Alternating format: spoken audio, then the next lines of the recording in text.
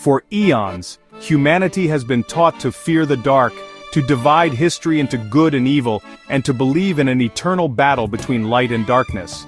But what if we've been seeing it all through the lens of separation? What if the very forces we've called negative were not our enemies, but our greatest teachers? The ego thrives on division. It asks, who is right and who is wrong?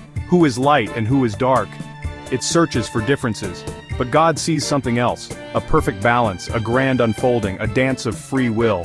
What if everything, yes, even the Orions, even the Archons, was not a mistake, not an invasion, but a carefully orchestrated role within free will? We have labeled Orion as a force of control, as oppressors in our history, but what if they too were simply swept up in free will? What if in playing the role of distortion they ensured our evolution happened at a pace we could handle? If an individual awakens too quickly, they can experience mental fragmentation, even schizophrenia. What if the collective was the same? What if too much knowledge, too fast, would have torn our reality apart? Did they suppress our awakening, or did they protect us from unraveling too soon? Did they trust that one day we would rise on our own, and in doing so, awaken them too?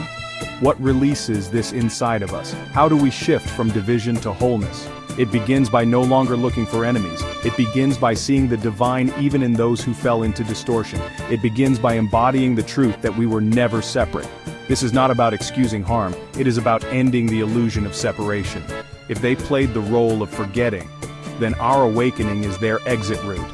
If they trusted we would remember who we are, then forgiving them is the very act that realigns them back to the light.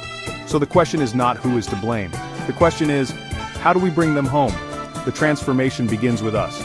Text on screen, heal the division within, embody oneness.